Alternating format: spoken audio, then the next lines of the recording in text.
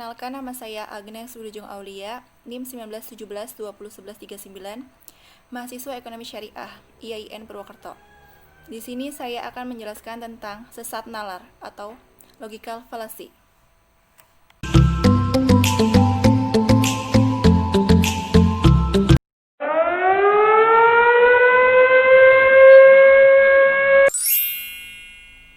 Sudah tahu apa itu logical fallacy?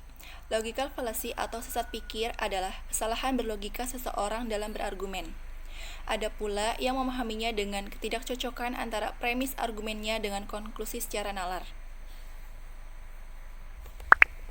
Nah, berlogika sendiri itu merupakan suatu aktivitas berpikir, sedangkan aktivitas berpikir itu sendiri merupakan suatu penalaran. Jadi, kesesatan berpikir merupakan proses penalaran atau argumentasi yang sebenarnya tidak logis, salah arah, dan menyesatkan. Ini karena adanya suatu gejala berpikir yang disebabkan oleh pemaksaan prinsip-prinsip logika tanpa memperhatikan relevansinya. Menurut John Locke, mengidentifikasikan beberapa kesesatan berpikir yang pada akhirnya termanifestasi dalam perilaku yang juga sesat. Yang pertama yaitu ada kesesatan yang terjadi karena subjek sesungguhnya jarang berpikir dan berpikir atau bertindak sesuai dengan apa yang dipikirkan dan dilakukan oleh orang lain. Yang kedua, kesesatan di mana subjek bertindak seakan sangat menghargai rasio, tetapi kenyataannya tidak menggunakan rasio dengan baik. Nah, yang ketiga ini adalah kesesatan yang terjadi akibat subjek tidak terbuka untuk melihat persoalan secara komprehensif, terpaku hanya pada pendapat atau pendekatan orang tertentu atau sumber tertentu. Nah, di sini terdapat beberapa klasifikasi sesat pikir. Yang pertama yaitu ada sesat karena tidak konsisten. Apa sih itu? Maksudnya yaitu kesesatan berpikir karena tidak runtutnya pernyataan yang satu dengan pernyataan yang diakuinya. Yang kedua ada sesat karena penggunaan bahasa. Sesat karena penggunaan bahasa terjadi karena beberapa hal. Salah satunya adalah sesat amfiboli. Sesat ini terjadi karena kekeliruan penempatan suatu kata dalam sebuah ungkapan atau kalimat, sehingga makna ungkapan itu menjadi bercabang.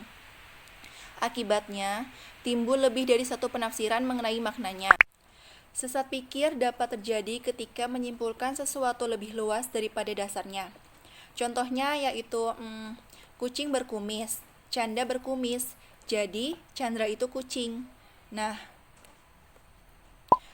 contoh sesat pikir itu ada dua. Yang pertama, kesesatan formal dan kesesatan informal.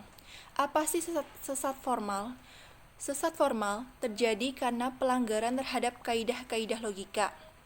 Ada banyak sekali sesat formal, seperti sesat karena menggunakan 4 bahasa, sesat karena kedua penegak tidak mencakup, sesat karena proses tidak benar, sesat karena menyimpulkan dari 2 premis yang negatif, sesat karena mengakui akibat, sesat karena menolak sebab, sesat dalam bentuk disyungtif, dan sesat karena tidak konsisten.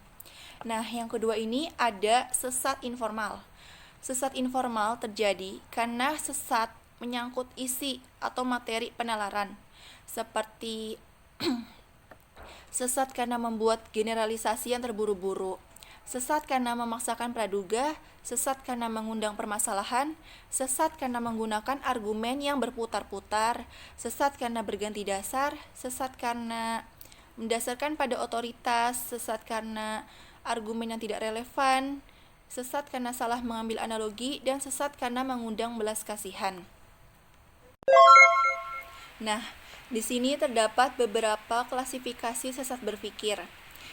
Di sini terdapat 3 ya. Yang pertama itu ada sesat karena tidak konsisten. Apa sih itu? Maksudnya, sesat berpikir karena tidak runtutnya pernyataan yang satu dengan pernyataan yang diakuinya.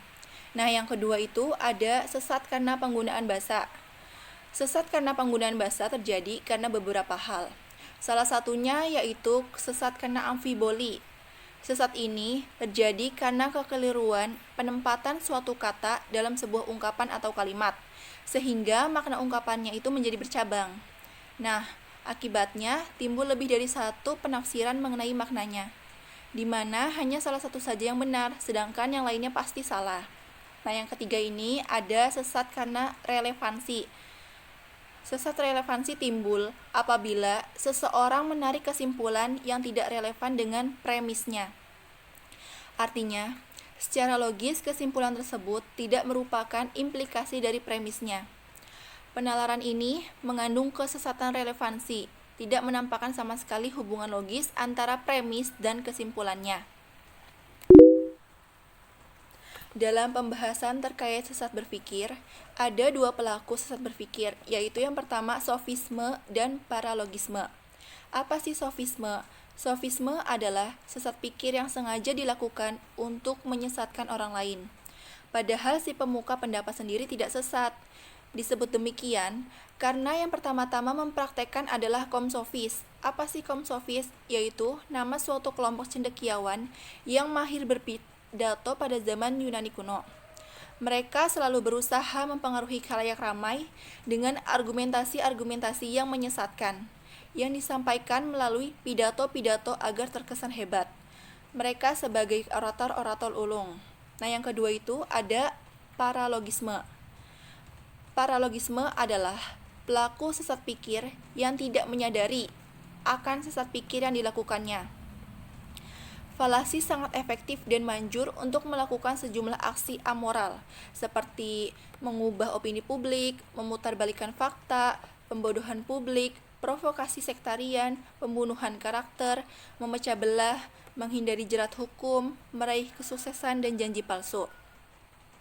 Begitu banyak manusia yang terjebak dalam lumpur falasi, sehingga diperlukan sebuah aturan yang baku yang dapat memandunya agar tidak terperosok dalam sesat pikir yang berakibat buruk terhadap pandangan dunianya. Seseorang yang berpikir tapi tidak mengikuti aturannya terlihat seperti berpikir benar, dan bahkan bisa mempengaruhi orang lain yang juga tidak mengikuti aturan berpikir yang benar. Karena itu, Al-Quran seringkali mencela bahwa sebagian besar manusia tidak berakal, tidak berpikir, dan sejenisnya. Terdapat kiat-kiat atau strategi menghindari sesat berpikir. Memang sesat berpikir itu pada hakikatnya merupakan jebakan ya bagi proses penalaran kita, seperti rambu-rambu lalu lintas yang dipasang sebagai peringatan bagi para pemakai jalan di bagian-bagian yang rawan kecelakaan.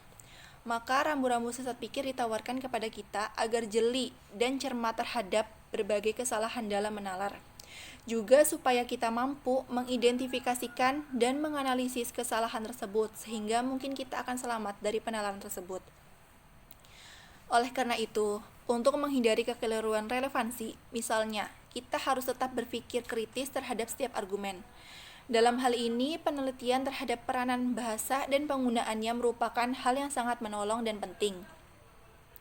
Realisasi keluasan dan keanekaragaman penggunaan bahasa dapat kita manfaatkan untuk memperoleh yang benar dari sebuah argumen. Jadi, untuk menghindari terjadinya sesat pikir tersebut, kita harus dapat mengupayakan agar setiap kata atau kalimat memiliki makna yang tegas dan jelas. Untuk itu, kita harus dapat mengidentifikasikan setiap kata atau term yang kita gunakan dalam sehari-hari. Oke, cukup sekian penjelasan dari saya. Wassalamualaikum warahmatullahi wabarakatuh.